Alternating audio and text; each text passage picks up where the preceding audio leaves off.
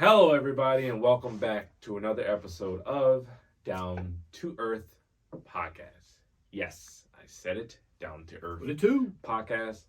I am your first co-host, Demario Daryl Crosby. This is your second co-host, JJP. Mr. JJP himself. How are you, brother? How you doing? I'm good. Good. Tired. Shake you up a Always little bit. All right. Good, nice to see you. Let's start off how we usually do. How's your weekend? How's the week? Good. Busy week, like usual. Okay. Work's just busy going into the end of the year. Nice. Weekend was fun. Had a little work Halloween party yesterday. Mm-hmm. Threw on a little jersey. I was a gamer. No, it was a good time. It was like a concert and an outside party, and then we had the office right on the corner with a little pre-game and post-game action. And then slept all the way up until we're here now. How about you? What time you get in? Like 3. It's like an hour and a half drive. Yeah, you sleep. Okay. This week was more busy for me personally because I'm in the motion of applying for jobs. I've just been applying for jobs and making sure I'm keeping, the sales skills and sharp and intact. But busy. This weekend was pretty fun. I went to Medieval Times with the family. Oh. That was pretty lit. I haven't been there in a while. The food wasn't that good. Not Out of gonna lie 10. to Out of you. 10. It was probably a solid 5. I'm not gonna lie to you. No barbecue sauce for the chicken? Nothing. So I was But other than that, the drinks were decent. Stuff was kind of expensive, but I'm just having fun. You So do I ain't worried alcohol? about price. Yeah. Yeah, okay. I had a little tall, And you do one, right? Huh? Did you do one? No. Your fighter? Yeah.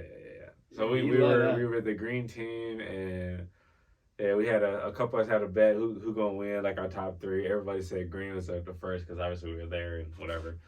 So he's fighting, and the last fight we thought he was gonna lose. He was getting two up a little bit. Then he came back. So They let him swords. I think because our guy won, that made it the experience way better than what it would have been, honestly. But it was just cool to see so many people in that competitive atmosphere. Yeah. And that's how it was. You know what I mean? That's how it was, bro. So it was pretty cool. But other than that, Can you imagine that now if they actually had that, like gladiator style? I was thinking about this, and I had made a point, and I was thinking about you, and I made the point. I was thinking because I was like, we were talking about the horses and stuff, like how they really don't have any choice, or whatever, some type of shit. Me and my girl just talk about that shit. So. They don't have a choice. So I was thinking, dang, what if, one day robots take over, we be in that Coliseum, and we doing shit for fun. Fight robots to live? Oh my Not God. even robots, each other, and that's their entertainment. It's watching our dumbasses fight I'm each cool. other. I'm ready. I was like, that'd be wild, but yeah. But other than that,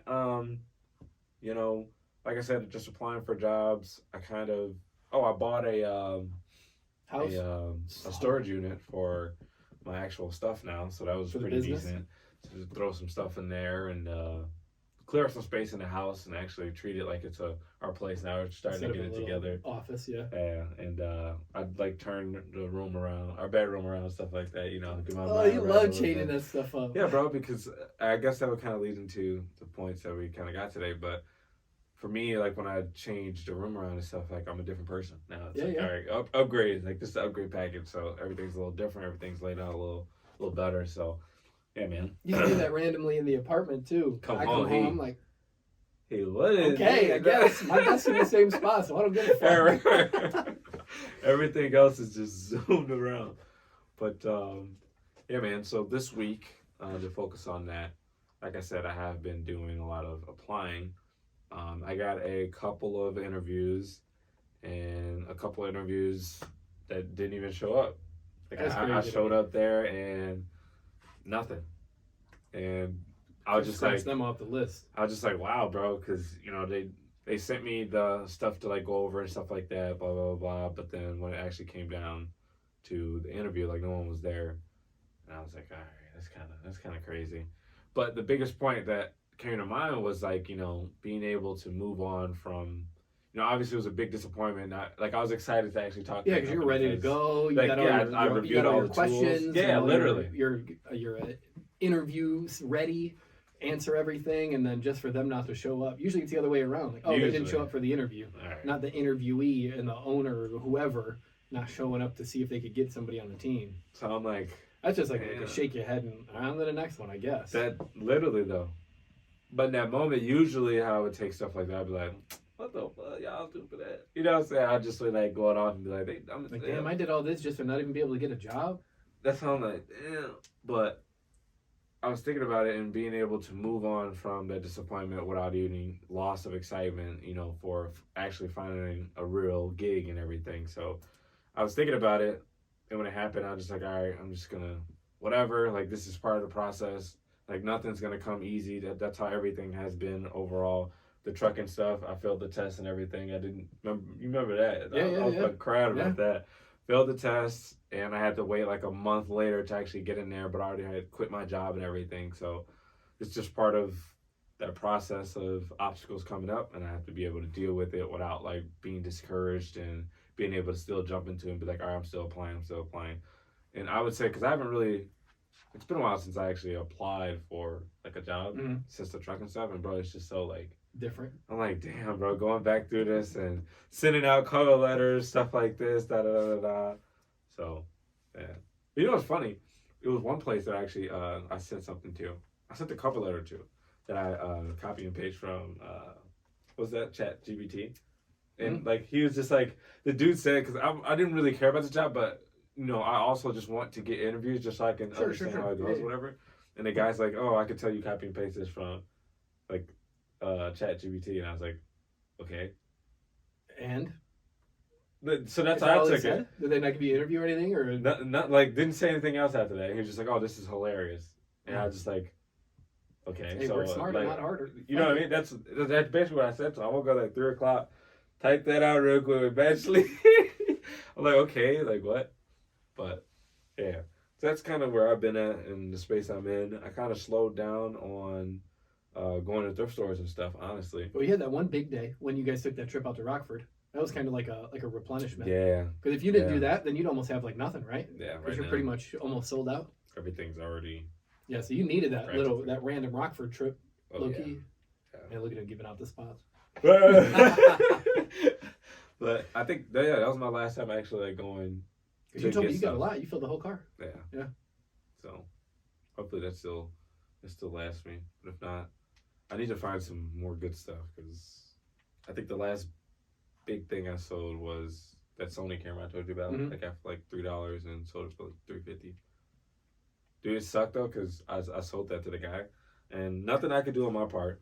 The guy needed it for a trip. He was going to Iceland or whatever. Oh, it didn't get there in time? Didn't get there, bro. I did we did Priority Express, and what they did, they sent it somewhere else that it wasn't supposed to like be sent to. So they messed up. Literally. Did he get his money? Did he not want the camera anymore? No, he wanted it, and he just left a review today and everything. So like on my end, he was cool. He was like, whatever. He was just upset. Yeah, he was just like, it's whatever. Like, I'm just gonna enjoy the trip.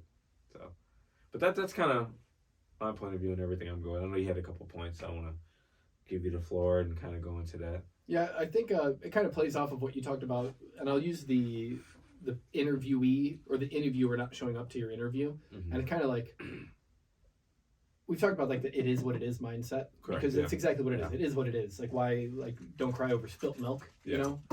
But kind of like using that as motivation, because when you first told me that they didn't show up to the interview, in my mind I'm like, that's fantastic, because that's them showing you right away how they treat everything related to their business. Yeah. So instead of having a good interview and then finding that out later down the road, they showed their hand to me right away. And you know, if it's like, hey, we didn't know the interviewer wasn't showing up, can we reschedule, like blah blah, like stuff like that's that. Totally different. But if it was just flat out disrespecting of your time, then I can't imagine how they treat, you know, paying your commissions. Like, oh yeah, I don't know if you read it, but we pay commissions out on a yearly basis. You're not going to see a check till December of 2024. But it could be. You never know. Yeah, you know, you think you got $20,000 coming in, but they're going to wait till December to give you the check. So I think that's a good mindset to have, of that is what it is, and kind of use it as motivation towards knowing your worth and what you're trying to get. And then when you're not given that, being able to say, you know, it is what it is, on to the next one, on to the next interview, even if it's a place that you thought you'd fall in love with. Yeah. Because I've had Yeah. that too. When I Yes. wanted, Yeah. when I got my first job, I really wanted to work at Target. I loved Target, and I didn't get the job, and I was crying, and I didn't have the mindset that I have now. So I was like, "What's wrong with? Why didn't they take me?" I walk around and see these fuckheads working all the time, but they don't want me, a hardworking 16-year-old that doesn't get in trouble and blah blah blah. And then quickly after that, ended up getting a better job, and I'm like, it is what it is. It ended up working out. Mm-hmm. Target would have probably been a dead end anyway. Yeah. Yeah. So I think, motivation through positivity, but also negativity. The positive part of motivation is when you're taking that next step, like, oh, you just sold a bunch of items, or, oh, I got, like, even me now, I finally have a roadmap of what I'm trying to do with my own personal real estate stuff that we talked about. Mm-hmm. Starting with a condo, Mm-hmm. going to use that for a year, then I'll get a single family home, and then I'll work on maybe a building after that, where in the last couple months or the last couple years, it's always been like, oh, you need to get a building, you need to get a 4-unit, and it's like, well, how much money do I need to be making to be able to get that? Mm-hmm. So kind of starting small and working backwards off of like having the goal. Like the goal is assets and rentals and increasing your net worth and all that stuff. Mm-hmm. And now just starting from maybe like the smaller end of with a condo is what I'm looking at now. So yeah. Nice. I like that.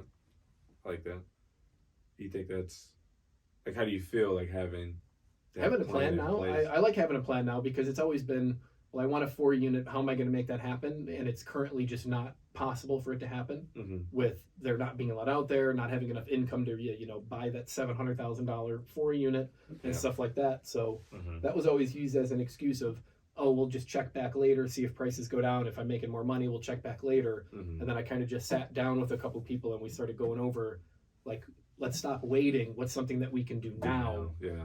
And I learned from a couple people that already have millions of dollars worth of assets in property that they also started out with a condo just to get their feet wet. Then they moved into, single family housing and then multi-units. And then a couple people now are even working on their first mall and their commercial units, multi-million-dollar malls.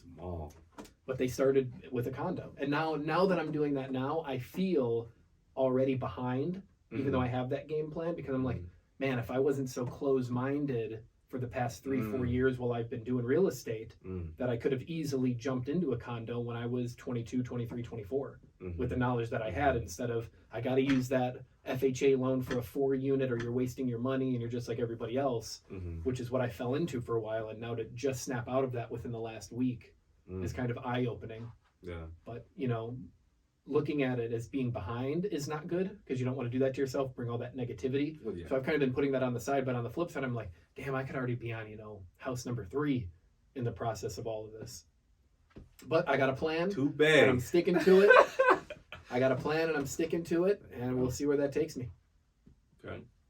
So that's motivation through both the positive means of the people around me that are already doing it, but then, the negative means of feeling behind. So that's going to push me even harder to catch up to where I believe I should be, even though I don't think I'll ever actually get to that. Because then once I'm there, then it's going to be, something else. That whole Matthew McConaughey, where do you see yourself in 10 years? And then it's always, chasing that, but never getting it. Yeah. So I think I'm starting to apply that mindset in a more positive way, rather than kind of just, beating what the fuck are you doing, Jeremy? Yeah, like all Get that up. stuff. Right. Get up. No, because I've felt behind for a while now, especially with real estate stuff. But now to actually have that roadmap, I feel really good. Good. Proud of you, man. We'll be back. I need a break. You got a tissue? So you were also talking about when it comes down to hobbies, right? You were saying something about, is having too many hobbies something that can slow you down. So I kind of wanted to dive deeper into that. I'll give my point on what I think about that first. Me, I guess I don't have too many different hobbies. A lot of hobbies I did put on the back burner, right? Stand-up comedy, I did put that on the back burner. It's been a little bit, but I'm pursuing something that I want, and I guess I have a different plan now, because I had multiple plans before. The trucking plan that went to the point that it needed to, and then it crashed. Why did you say it crashed? Literally.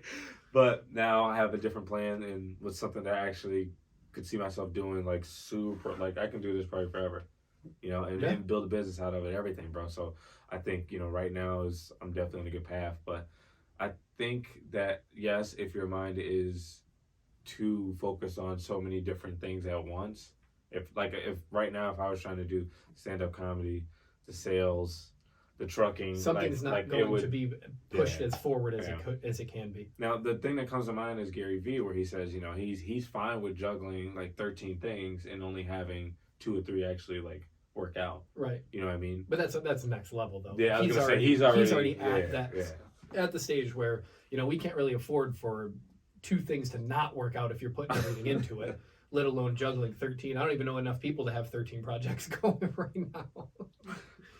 Oh. But that's just kind of my point of view. So I think it possibly can if you're trying to spread yourself too thin. But what are your thoughts on that? Well, I personally, like, I have so many hobbies, and that's what sucks.